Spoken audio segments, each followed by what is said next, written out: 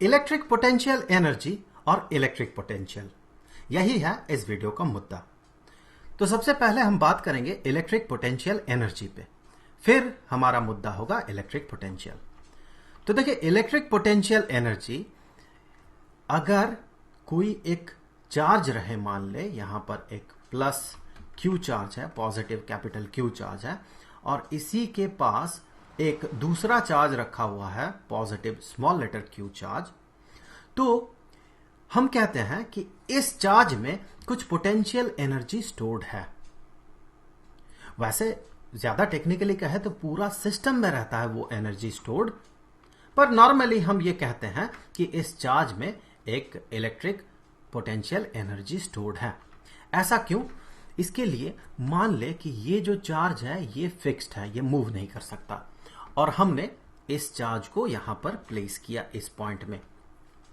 तो आप ये क्लियरली समझ सकते हैं कि ये जो चार्ज है इसे धकेलेगा, इसे रिपेल करेगा, कॉन्स्टेंटली इस पे एक फोर्स अप्लाई करेगा। वैसे वो फोर्स कांस्टेंट नहीं होगा, जितना ये दूर जाता जाएगा उस फोर्स का मैग्नीट्यूड कम होता जाएगा, लेकिन ये कंटिन्यूअसली एक फोर्स अप्लाई करते रहेगा इस पे।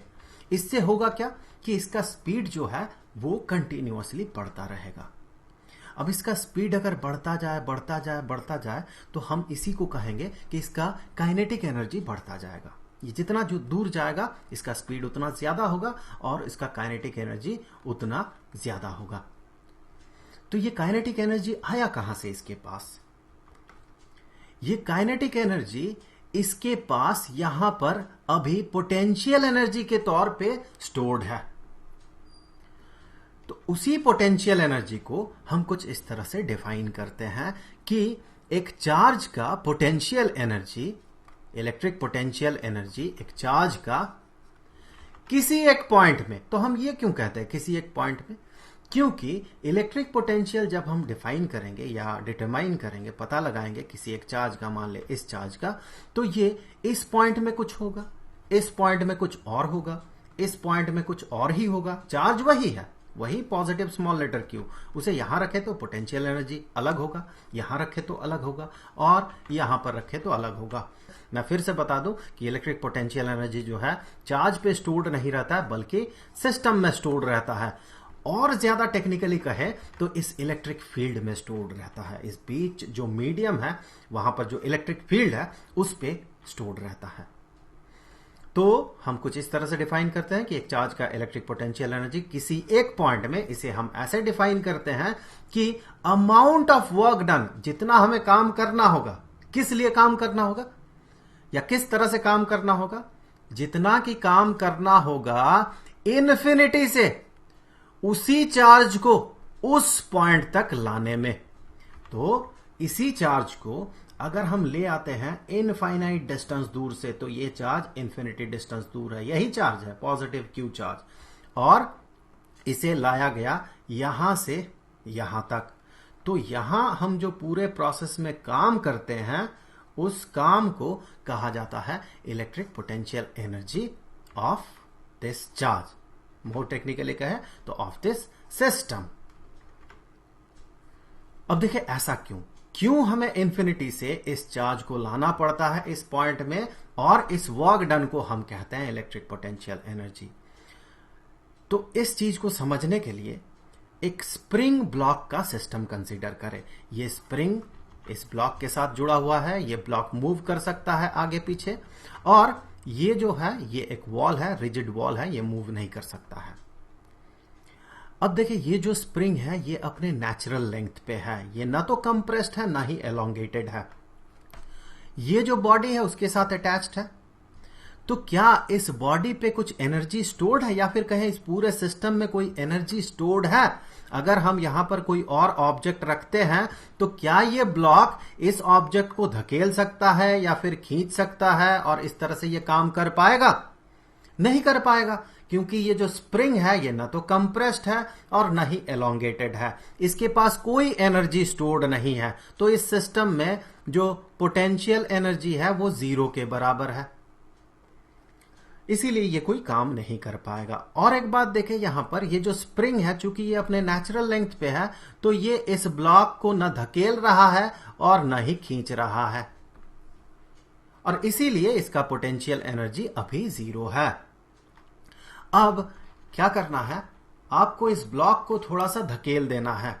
तो आपने धकेल दिया इस ब्लॉक को, ये तो वॉल है, रिजिड है, ये मूव नहीं कर सकता है, तो आपने ब्लॉक को धकेला और स्प्रिंग हो गया कंप्रेस्ड। इस पूरे प्रोसेस में इसे धकेलते हुए आपने काम किया W। तो देखिए स्प्रिंग में वही एनर्जी स्टोर्ड हो गया जाके। तो अब इसका जो पोटेंशियल एनर्जी है इस स्प्रिंग ब्लॉक सिस्टम का, ये इस W के बराबर है जो कि आपने यहां पर करके दिया। आप कैसे समझेंगे कि इसके पास पोटेंशियल एनर्जी है? स्प्रिंग जो कंप्रेस्ड है इसमें इसके पास पोटेंशियल एनर्जी है, आप कैसे समझेंगे? अगर यहां पर इस ब्लॉक के साथ एक और ब्लॉक आप रखें, ये तो एक सिस्टम है, इसके साथ एक ब्लॉक रख दें और इस ब्लॉक को जिसे आपने धकेल के रखा है इसे अब छोड़ दे। जैसे ही आप इसे छोड़ देंगे तो स्प्रिंग इस ब्लॉक को धकेलेगा और ये ब्लॉक इस दूसरे वाले ब्लॉक को धकेलेगा, तो ये ब्लॉक आगे बढ़ जाएगा विथ अ सर्टेन स्पीड, एक स्पीड के साथ आगे बढ़ेगा। तो हम कहेंगे कि इस ब्लॉक के पास जब ये मूव करके आगे चला जाएगा, इसके पास स्पीड रहेगा, तो हम कहेंगे इसके पास काइनेटिक एनर्जी आ गया, कितना? Half into m into v squared. तो इसके पास काइनेटिक एनर्जी आ गया ड्यू टू इसके स्पीड। ये आया कहां से? ये ब्लॉक तो रेस्ट में था, इसके पास आया कहां से एनर्जी? इसे एनर्जी दिया इस ब्लॉक ने और इस ब्लॉक को एनर्जी दिया इस स्प्रिंग ने। इस स्प्रिंग ने ही उसे धकेला, लेकिन स्प्रिंग के पास यहां तो पोटेंशियल एनर्जी 0 था, उसके पास कोई एनर्जी नहीं था, कोई ताकत नहीं था, लेकिन हमने उसके बाद उस पर कर दिया काम W, जो कि इसके पोटेंशियल एनर्जी में स्टोर्ड हो गया, और जैसे ही हम ब्लॉक को छोड़ रहे हैं तो ये एनर्जी को रिलीज कर रहा है। तो हमने यहां पर देखा था कि इस सिचुएशन में जो फोर्स था ये 0 था। ये बहुत इंपॉर्टेंट एक मुद्दा है। तो हम अगर ये जानना चाहें कि एक स्प्रिंग का या फिर स्प्रिंग ब्लॉक सिस्टम का पोटेंशियल एनर्जी कितना है, तो हम कैसे पता लगाएंगे?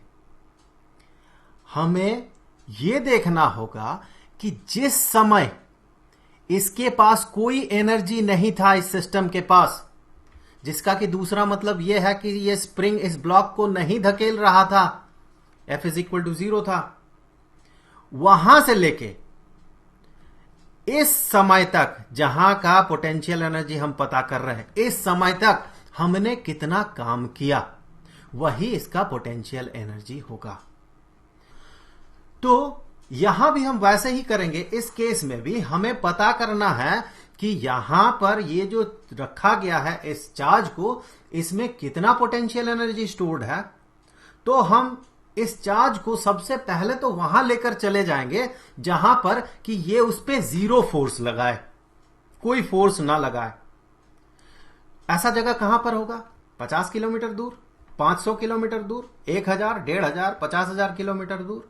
आप कितना भी दूर चले जाएं, ये जो चार्ज है जिसे कि हम सोर्स चार्ज कहते हैं, ये जो चार्ज है इस चार्ज पे, इस दूसरे चार्ज पे, चाहे आप जितना दूर चले जाएं, कुछ ना कुछ फोर्स अप्लाई करेगा ही। तो हम क्या कह सकते हैं कि कहां पर इस पे ये 0 फोर्स अप्लाई करेगा? वो है इनफाइनाइट डिस्टेंस में। अब आप सोचेंगे इनफाइनाइट डिस्टेंस में एक चार्ज को कैसे ले जाया जा सकता है? तो ये इन्फिनिटी एक कॉन्सेप्ट है, रियलिटी नहीं है। वैसे हम किसी सिस्टम का इलेक्ट्रिक पोटेंशियल एनर्जी जब पता करते हैं तो वास्तव में चार्जेस को नहीं ले जाता है कहीं भी, हम मैथमेटिकली इसे डिराइव करते हैं और इन्फिनिटी का कॉन्सेप्ट को हम यूज करते हैं। तो हम ये कह सकते हैं कि इनफाइनाइट डिस्टेंस दूर ये उस पे जो फोर्स लगाएगा ये फोर्स 0 होगा। कहां पर? इनफाइनाइट डिस्टेंस दूर। तो सबसे पहले इस चार्ज को लेके चले जाएं इनफिनिट डिस्टेंस में। सो हमने इसे रख दिया इनफाइनाइट डिस्टेंस दूर यहां पर। अब हमने इस केस में क्या किया था?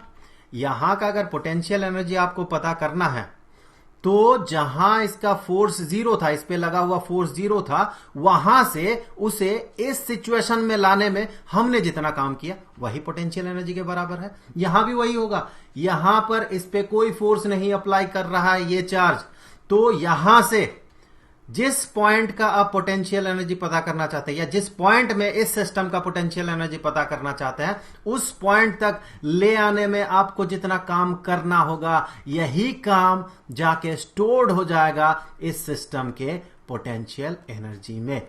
चूंकि ये एक इलेक्ट्रिक सिस्टम है, इलेक्ट्रोस्टैटिक सिस्टम है, तो हम इसे कहते हैं इलेक्ट्रिक पोटेंशियल एनर्जी। यहां पर यह मैकेनिकल पोटेंशियल एनर्जी था, यहां पर यह इलेक्ट्रिक पोटेंशियल एनर्जी है।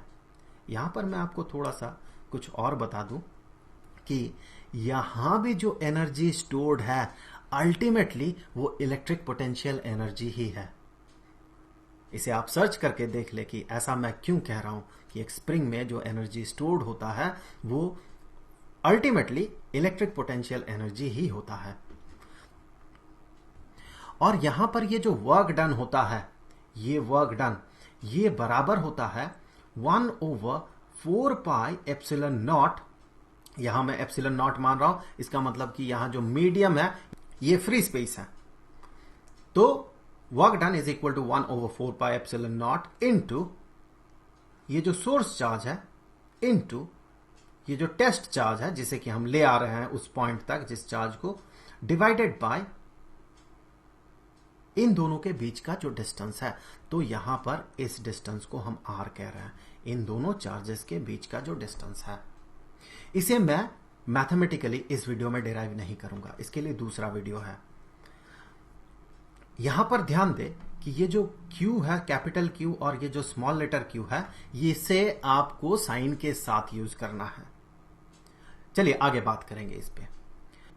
सो ये वर्क डन जो होगा या फिर ये जो पोटेंशियल एनर्जी होगा इस सिस्टम का, आप आसानी से समझ सकते हैं कि यहां अगर चार्ज का मैग्नीट्यूड ज्यादा से ज्यादा हो तो इस सिस्टम में एनर्जी भी काफी ज्यादा होगा, क्योंकि इनफाइनाइट डिस्टेंस से यहां तक लाने में हमें ज्यादा काम करना होगा। बहुत बड़ा है चार्ज मान ले यहां पर, तो ये चार्ज बहुत ज्यादा रिपेल करेगा इस चार्ज को, तो हम इंफिनिटी से जो यहां तक ले आएंगे तो हमें ज्यादा काम करना होगा। तो इस हिसाब से हम कह सकते हैं कि ये जो वर्क डन होगा, जो कि इसके पोटेंशियल एनर्जी के बराबर होगा, इलेक्ट्रिक पोटेंशियल एनर्जी के, जिसे हम डिनोट करते हैं U से। सो ये U इलेक्ट्रिक पोटेंशियल एनर्जी जो कि इस वर्क डन के बराबर है, और वो होना भी चाहिए इस कैपिटल Q के मैग्नीट्यूड के प्रोपोर्शनल। उसी तरह से देखें, ये इसके साथ भी प्रोपोर्शनल है। क्यों है? क्योंकि यहां पर इस चार्ज का आप मैग्नीट्यूड अगर बढ़ा देते हैं, इसे वैसे ही रहने देते हैं, तो इसका मैग्नीट्यूड बढ़ाते साथ होगा ये कि इलेक्ट्रोस्टैटिक रेपल्शन बढ़ जाएगा। अब इसका मैग्नीट्यूड बढ़ाएं या फिर इसका बढ़ाएं, बात तो बराबर है। जिसका भी आप मैग्नीट्यूड बढ़ा दें, जिस भी चार्ज का मैग्नीट्यूड बढ़ा दें, इलेक्ट्रोस्टैटिक रेपल्शन जो है वो बढ़ जाएगा। तो जब इसका मैग्नीट्यूड हमने बढ़ा दिया तो यहां तक लाने में हमें ज्यादा काम करना होगा और इलेक्ट्रिक पोटेंशियल एनर्जी भी ज्यादा होगा। तो इसीलिए यह प्रोपोर्शनल होता है इस चार्ज के साथ भी। ये इनवर्सली प्रोपोर्शनल होता है डिस्टेंस के साथ। ये देखिए डिस्टेंस कौन सा है, डिस्टेंस ये वाला डिस्टेंस है, इन दोनों चार्जेस के बीच का डिस्टेंस है। तो इस डिस्टेंस का ज्यादा होने का मतलब क्या है? यहां पर है ये चार्ज, सोर्स चार्ज जो कि फिक्स्ड है, और ये टेस्ट चार्ज है जिसे कि हम इन्फिनिट डिस्टेंस दूर से ला रहे हैं। हमने फर्स्ट केस में यहां तक लाया, तो R इस केस में मान ले ज्यादा है। ये जो डिस्टेंस है ये मान ले R1 है। तो इस केस में हम ज्यादा काम करेंगे या फिर इसी चार्ज को इन्फिनिट डिस्टेंस से यहां तक लाने में हम ज्यादा काम करेंगे? सो ध्यान दे, दोनों ही पॉजिटिव चार्ज है, ये R2 है। सो ये बहुत क्लियर है कि हम इस केस में जितना काम करेंगे, मान लीजिए W1 काम कर रहे हैं, अब यहां से यहां ले आने में हमें और कुछ काम करना होगा, तो मान ले W2 काम करना पड़ा, तो यहां से यहां तक लाने में हमें टोटल काम करना पड़ेगा W1 प्लस W2, ज्यादा काम करना होगा। तो R का कम होने का मतलब है, डिस्टेंस का कम होने का मतलब है वर्क डन का ज्यादा होना, और वर्क डन का ज्यादा होना मतलब पोटेंशियल एनर्जी का ज्यादा होना। सो इसीलिए इलेक्ट्रिक पोटेंशियल एनर्जी जो है ये इनवर्सली प्रोपोर्शनल होगा डिस्टेंस का। कौन सा डिस्टेंस? दोनों चार्जेस के बीच का डिस्टेंस। अब यहां पर हम एक और कॉन्सेप्ट इंट्रोड्यूस कर सकते हैं। तो फॉर एग्जांपल कि मान ले यहां पर एक चार्ज है, सोर्स चार्ज है, यहां पर ये Q मैग्नीट्यूड का है, पॉजिटिव Q मैग्नीट्यूड का है। इस पॉइंट में हमने एक चार्ज रखा, चार्ज कितना रखा हमने 3 कूलम का चार्ज रखा। तो अकॉर्डिंग टू डेफिनेशन ये सिस्टम का जो पोटेंशियल एनर्जी है वो कितना होगा। तो इस केस में मान ले ये है U1, सो पोटेंशियल एनर्जी इस केस में मान ले U1, ये बराबर होगा 1/4 pi epsilon not into Q into 3 coulomb, so 3 coulomb divided by इन दोनों के बीच का डिस्टेंस। चलिए R ही मान लिया हमने, ये जो डिस्टेंस है ये R है इन दोनों के बीच का डिस्टेंस। अब दूसरे केस में हम क्या कर रहे हैं, इस जगह पे अब 3 कूलम का चार्ज न रख के हमने रखा 2 कूलम का चार्ज। तो 2 कूलम का चार्ज रखते साथ देखिए यहां पर एनर्जी कितना हो जाएगा, U2 मान ले पोटेंशियल एनर्जी, ये हो जाएगा 1/4 pi epsilon not, source charge तो यही है capital Q, into 2 coulomb divided by R। सो इसे हम कुछ ऐसे भी रिप्रेजेंट कर सकते हैं कि पोटेंशियल एनर्जी किसी एक पॉइंट में किसी भी चार्ज का, किसी एक खास पॉइंट में किसी भी चार्ज का पोटेंशियल एनर्जी ये होता है 1/4 pi epsilon not into Q divided by R। R का मतलब यहां पर क्या होगा, मान ले हम इस पॉइंट के बारे में बात कर रहे हैं, तो इस पॉइंट का डिस्टेंस इस सोर्स चार्ज से जो कि है R। सो इसे इलेक्ट्रिक पोटेंशियल एनर्जी को हम रिप्रेजेंट कर सकते हैं 1/4 pi epsilon not into source charge का magnitude divided by R into, अगर 2 कूलम का चार्ज हमने यहां पर रखा है तो 2 कूलम मल्टीप्लाई करेंगे, अगर यहां पर 3 कूलम का चार्ज है तो हम यहां पर 3 कूलम मल्टीप्लाई करेंगे। यहां ये जो टर्म है, फिर ये टर्म एक खास टर्म बन गया जो कि एसोसिएटेड हो जाएगा इस पॉइंट के साथ। सो ये पॉइंट एसोसिएशन है इसका, इस पॉइंट के साथ एसोसिएटेड है ये टर्म। उस पॉइंट में 2 कूलम रखे तो इस एक्सप्रेशन के साथ आपको 2 कूलम को मल्टीप्लाई करना होगा। 3 कूलम रखे तो इस एक्सप्रेशन के साथ आपको 3 कूलम मल्टीप्लाई करना होगा, यहां 2 की जगह 3 कूलम मल्टीप्लाई करना होगा। इस स्पेशल टर्म को हम कहते हैं electric potential of a point. So ये है पोटेंशियल, पोटेंशियल एनर्जी नहीं, इलेक्ट्रिक पोटेंशियल। किसका पोटेंशियल, इस पॉइंट का पोटेंशियल जिस पॉइंट में हम ये 2 कूलम या 3 कूलम या 4 कूलम चार्ज रख रहे हैं। सो पोटेंशियल जो है इलेक्ट्रिक पोटेंशियल, ये एक पॉइंट का बिहेवियर है या एक पॉइंट का फीचर है। इसे हम डिफाइन कैसे करते हैं, तो देखिए सबसे पहले ये जो टर्म है ये क्या बता रहा है हमें। मान ले हमने किसी एक जगह पे 3 कूलम चार्ज रखा था तो एनर्जी इतना हुआ था। तो ये जो टर्म है इसे आप कैसे रिप्रेजेंट करेंगे, हम कहेंगे ये जो एक्सप्रेशन है जो कि यहां पर भी दिख रहा है, ये एक्सप्रेशन है electric potential energy per unit charge. देखिए ये टोटल इलेक्ट्रिक पोटेंशियल एनर्जी है। अगर हम electric potential energy per unit charge पता करें तो हम क्या करेंगे, इस पूरे इलेक्ट्रिक पोटेंशियल एनर्जी को डिवाइड कर देंगे जितना चार्ज है उससे। तो ये 3 कूलम और 3 कूलम यहां कट जाएगा, बचेगा कौन, बचेगा ये वाला टर्म जिसे कि हम कहते हैं electric potential of that point. So electric potential को हम ऐसे भी डिफाइन कर सकते हैं, ये है किसी पॉइंट में किसी चार्ज का electric potential energy per unit charge. और पर यूनिट चार्ज इसका एक और मतलब भी ये है कि यहां पर अगर आप 2 कूलम 3 कूलम 4 कूलम नहीं बल्कि 1 कूलम का चार्ज रखते हैं या यूनिट पॉजिटिव चार्ज रखते हैं तो फिर इसके पास जितना इलेक्ट्रिक पोटेंशियल एनर्जी होगा वही तो है electric potential energy per unit charge. उसका मतलब वहां पर 1 कूलम का पॉजिटिव 1 कूलम का चार्ज रखे तो उसमें जितना पोटेंशियल एनर्जी होगा वो। सो इलेक्ट्रिक पोटेंशियल को आप ऐसे भी डिफाइन कर सकते हैं कि एक पॉइंट में अगर एक यूनिट पॉजिटिव चार्ज रहे तो फिर उसका जो इलेक्ट्रिक पोटेंशियल एनर्जी होगा वही होगा उस पॉइंट का इलेक्ट्रिक पोटेंशियल। तो अगर इस पॉइंट में हमें 1 कूलम पॉजिटिव 1 कूलम का चार्ज रखना है इलेक्ट्रिक पोटेंशियल पता करने के लिए, इस पॉइंट में इलेक्ट्रिक पोटेंशियल पता करने के लिए, तो फिर हम ये भी तो कह सकते हैं कि इलेक्ट्रिक पोटेंशियल किसके बराबर था वो? इलेक्ट्रिक पोटेंशियल एनर्जी अगर हम 1 कूलम के चार्ज को यहां पर रखें तो उस इलेक्ट्रिक पोटेंशियल एनर्जी को हम कैसे पता लगाएंगे 1 कूलम चार्ज के लिए? इसी 1 कूलम चार्ज को इन्फिनिटी से वहां तक लाना होगा, तो जितना वर्क डन होगा वो।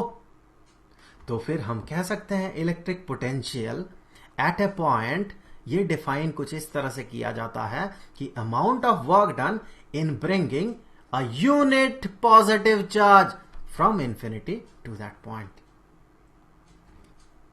यहां पर मैं कुछ और मुद्दों पे बात करूंगा, वो कि ये जो सोर्स चार्ज मैंने कहा ये पॉजिटिव होगा तो क्या होगा, नेगेटिव होगा तो क्या होगा, ये टेस्ट चार्ज पॉजिटिव होगा तो क्या होगा, नेगेटिव होगा तो क्या होगा।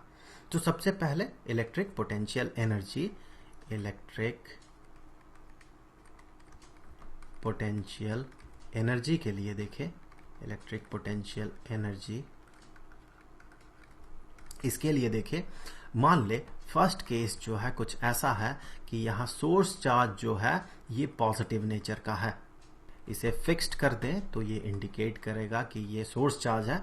अब जो टेस्ट चार्ज हम एक पॉइंट में रखेंगे और इलेक्ट्रिक पोटेंशियल एनर्जी रहेगा उस सिस्टम का, वो टेस्ट चार्ज ये भी पॉजिटिव नेचर का है। तो यहां जो पोटेंशियल एनर्जी होगा ये पॉजिटिव होगा या नेगेटिव होगा, ये है हमारा मुद्दा। तो इसे समझने के लिए देखिए, इस सिस्टम में कितना पोटेंशियल एनर्जी स्टोर्ड है, जितना कि हम इस सिस्टम में काम करेंगे। तो इसमें काम हम कहां से करेंगे? इनफाइनाइट डिस्टेंस दूर से। सो इन्फिनिटी में अगर इस चार्ज को रखा जाए तो यहां से यहां लाने में हमने जितना काम किया, क्या हमने पॉजिटिव काम किया या नेगेटिव काम किया? अगर ये भी पॉजिटिव हो ये भी पॉजिटिव हो तो हमें धकेल के लाना होगा इसे अगेंस्ट इलेक्ट्रोस्टैटिक फोर्स, क्योंकि इलेक्ट्रोस्टैटिक रेपल्शन होगा यहां पर। ये पॉजिटिव दोनों एक दूसरे को धकेलेंगे, तो इस रेपल्शन के अगेंस्ट हमें इसे धकेल के लाना होगा। तो हम यहां पर कुछ काम करेंगे, पॉजिटिव काम हम कुछ करेंगे। वही काम, हमारा किया गया काम यहां पर स्टोर्ड हो जाएगा और ये होगा इसका पोटेंशियल एनर्जी जो होगा ये पॉजिटिव होगा, ये पॉजिटिव नेचर का होगा। दूसरा केस देखें कि अगर मान ले ये जो सोर्स चार्ज है ये तो पॉजिटिव है, ये पॉजिटिव है, लेकिन ये जो टेस्ट चार्ज है ये नेगेटिव है, तो जो पोटेंशियल एनर्जी होगा वो कितना होगा, या कितना नहीं, माफ कीजिएगा, मेरा कहने का मतलब कि वो पॉजिटिव होगा या नेगेटिव होगा। कितना होगा उसके लिए तो इक्वेशन है ही, हमने उस पर बात कर लिया है। तो ये पॉजिटिव होगा या नेगेटिव होगा। तो इसे भी अब इनफाइनाइट डिस्टेंस दूर से हमें इस पॉइंट तक लाना है, यहां तक। तो देखिए, ये अगर नेगेटिवली चार्ज्ड बॉडी है तो क्या इन्फिनिटी से यहां तक लाने में हमें कुछ काम करना होगा? हम करेंगे क्या? वर्क डन बाय अस, हम करेंगे वो काम?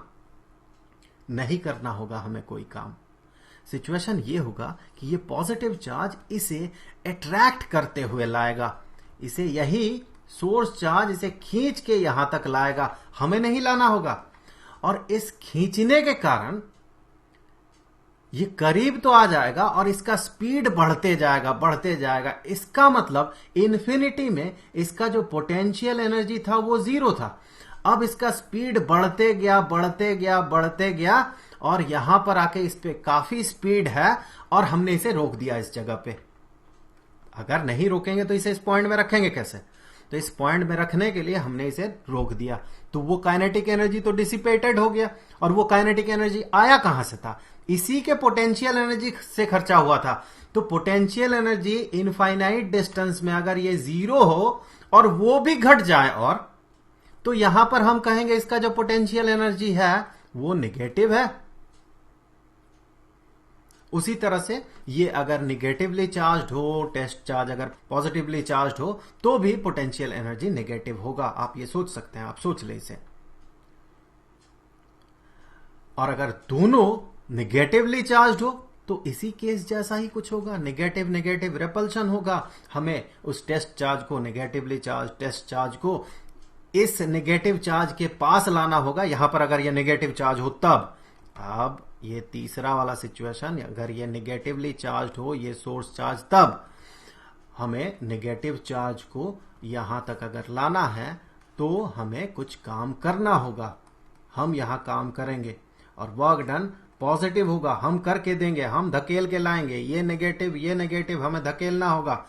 सो हम कुछ काम करेंगे जो कि इसका पोटेंशियल एनर्जी में स्टोर्ड हो जाएगा, तो इसका पोटेंशियल एनर्जी पॉजिटिव होगा इस केस में। एक बार साइन के हिसाब से देख ले कि हमने कहा था कि पोटेंशियल एनर्जी U ये होता है 1/4πε0 इंटू सोर्स चार्ज का मैग्नीट्यूड इंटू टेस्ट चार्ज का मैग्नीट्यूड डिवाइडेड बाय R। तो ये पॉजिटिव टर्म, ये पॉजिटिव टर्म, तो इनको भूल जाए। अब सिर्फ इन दोनों को देखें। इस केस में दोनों positive, source charge positive, test charge positive, तो पोटेंशियल एनर्जी पॉजिटिव। क्यों? यहां पर ये अगर पॉजिटिव है टर्म और ये भी पॉजिटिव टर्म है और दोनों को हम मल्टीप्लाई कर रहे हैं तो हमें पॉजिटिव मिलेगा, और ये जो था ये तो पॉजिटिव था ही, तो पॉजिटिव के साथ पॉजिटिव मल्टीप्लाइड हुआ तो हमें एक पॉजिटिव एक्सप्रेशन मिलेगा। लेकिन इन दोनों में से कोई भी एक अगर नेगेटिव हो, एक पॉजिटिव एक नेगेटिव, तो उन दोनों केसेस में जैसे कि हमने बात किया था पोटेंशियल एनर्जी नेगेटिव होगा। तो ये अगर नेगेटिव हो इनटू ये अगर पॉजिटिव हो तो ये एक्सप्रेशन तो नेगेटिव हो गया, नेगेटिव मल्टीप्लाइड विद पॉजिटिव तो नेगेटिव, ये तो पॉजिटिव टर्म था, सो पॉजिटिव टर्म और नेगेटिव टर्म को मल्टीप्लाई करें तो नेगेटिव होगा। इसीलिए पोटेंशियल एनर्जी इस मैथमेटिकल इक्वेशन से भी हम कह सकते हैं कि ये नेगेटिव होता है। वहीं अगर दोनों नेगेटिव हो, सोर्स चार्ज टेस्ट चार्ज दोनों नेगेटिव है, तो क्या होगा, यहां negative q multiplied with negative small letter q, तो नेगेटिव टर्म और नेगेटिव टर्म मल्टीप्लाइड होके बन जाएगा एक पॉजिटिव टर्म, तो ये ओवरऑल एक्सप्रेशन बन जाएगा पॉजिटिव। सो इस हिसाब से हम कह सकते हैं इलेक्ट्रिक पोटेंशियल एनर्जी पॉजिटिव होगा इस केस में। उसी तरह से इलेक्ट्रिक पोटेंशियल का क्या, electric potential at a point, electric potential, सिर्फ पोटेंशियल, पोटेंशियल एनर्जी नहीं। अब देखिए इलेक्ट्रिक पोटेंशियल को जब हमने डिफाइन किया था, सो ये फिक्स्ड है कि हमें जो टेस्ट चार्ज हमने रखा था, जहां पर जिस पॉइंट की हम बात कर रहे हैं, जहां का इलेक्ट्रिक पोटेंशियल हम पता करेंगे, उस पॉइंट में हमें यूनिट पॉजिटिव चार्ज ही रखना है। तो फिर टेस्ट चार्ज का नेगेटिव होने का सवाल ही पैदा नहीं होता है। यहां पर हमें 4 केसेस मिले थे, हमने लिखा 3 था, वैसे 4 केसेस थे, पॉजिटिव पॉजिटिव, पॉजिटिव नेगेटिव, ये पॉजिटिव, वो भी एक केस बनता, और नेगेटिव नेगेटिव, तो 4 केसेस बने थे यहां पर। लेकिन इलेक्ट्रिक पोटेंशियल का पॉजिटिव या नेगेटिव होने के का जो डिसीजन हम यहां पर लेंगे, क्या होगा किस केस में, तो कितने केसेस बनेंगे यहां पर 2 केसेस बनेंगे, क्योंकि जो टेस्ट चार्ज है वो फिक्स्ड है, वो पॉजिटिव है, वो नेगेटिव नहीं हो सकता है इलेक्ट्रिक पोटेंशियल के लिए। तो केस 1 जहां पर कि ये जो टेस्ट चार्ज होगा ये पॉजिटिव होगा, तो यहां पर ये हो गया सोर्स चार्ज, और टेस्ट चार्ज जो है वो पॉजिटिव नेचर का है। सो यहां पर पॉजिटिव नेचर का मुझे नहीं कहना चाहिए, तो हमेशा पॉजिटिव नेचर का ही होगा। सो यहां पर 1 कूलम पॉजिटिव 1 कूलम चार्ज है। तो इस पॉइंट में, ये जो पॉइंट है जिसका इलेक्ट्रिक पोटेंशियल हम पता करेंगे, इस पॉइंट का इलेक्ट्रिक पोटेंशियल होगा क्या, ये डिपेंड करेगा सिर्फ इसके सोर्स चार्ज पे। और हमने देखा भी था, इसका जो इक्वेशन है पोटेंशियल, इलेक्ट्रिक पोटेंशियल, इसे हम V से डिनोट करते हैं, इलेक्ट्रिक पोटेंशियल का इक्वेशन में हमने देखा था, ये होता है 1/4πε0 into source charge divided by R। ये R है उस पॉइंट का, जिस पॉइंट का इलेक्ट्रिक पोटेंशियल हम पता करें, उस पॉइंट का सोर्स चार्ज से डिस्टेंस। तो यहां पर टेस्ट चार्ज देखें है ही नहीं कहीं पर इक्वेशन में, सो ये टेस्ट चार्ज पर डिपेंड ही नहीं करेगा, टेस्ट चार्ज तो फिक्स्ड है, ये तो पॉजिटिव 1 कूलम है, ये डेफिनेट है। तो अगर यहां पर ये पॉजिटिव चार्ज हुआ सोर्स चार्ज, तो इसके आसपास किसी पॉइंट में हम अगर इलेक्ट्रिक पोटेंशियल पता करें तो फिर ये होगा पॉजिटिव, इलेक्ट्रिक पोटेंशियल V से हम इसे डिनोट करते हैं, ये पॉजिटिव होगा, क्योंकि इस +1 कूलम चार्ज को हमें इन्फिनिटी से यहां तक लाने में कुछ काम तो करना ही होगा, धकेल के लाना होगा। उसी तरह से दूसरा केस ये है कि यहां सोर्स चार्ज जो है ये नेगेटिव नेचर का है, तो फिर मान ले इस पॉइंट में हम इलेक्ट्रिक पोटेंशियल पता करना चाहते हैं, ये है वो पॉइंट, तो इस पॉइंट में हम रखेंगे एक यूनिट पॉजिटिव चार्ज। तो इस केस में देखिए, इस यूनिट पॉजिटिव चार्ज को इन्फिनिटी से लाने में क्या हम काम करेंगे या सिस्टम अपना जो एनर्जी है उसे खर्च कर देगा, सिस्टम खींच के लाएगा इसे, ये नेगेटिव नेचर का, ये पॉजिटिव नेचर का। तो सिस्टम जब खुद काम कर रहा है, अपना ही पोटेंशियल एनर्जी को खर्च कर रहा, तो ये जो पोटेंशियल है ये नेगेटिव होगा। अब एक बार देख लेते हैं कि ये जो इलेक्ट्रिक पोटेंशियल एनर्जी है और ये इलेक्ट्रिक पोटेंशियल है, इनका यूनिट्स क्या होते हैं एसआई सिस्टम में। सो इलेक्ट्रिक पोटेंशियल एनर्जी, इसका यूनिट एसआई यूनिट होता है। देखिए ये एक एनर्जी है, तो जब ये एनर्जी है तो इसका यूनिट एनर्जी का जो नॉर्मल यूनिट होता है वही होगा। सो इसका यूनिट होता है जूल। अब electric potential, so electric potential को अगर आप देखें तो ये है क्या, ये इलेक्ट्रिक पोटेंशियल है potential energy per unit charge. ये है potential energy per unit charge. तो जब इसका यूनिट को देखेंगे एसआई यूनिट को, तो ये होना चाहिए पोटेंशियल एनर्जी का unit joule divided by charge का यूनिट जो कि होगा कूलम। सो इसे हम ऐसे भी रिप्रेजेंट कर सकते हैं जूल पर कूलम। इसका एक और नाम है जिसे कि हम कहते हैं वोल्ट, और इसे कैपिटल वी से भी डिनोट किया जाता है।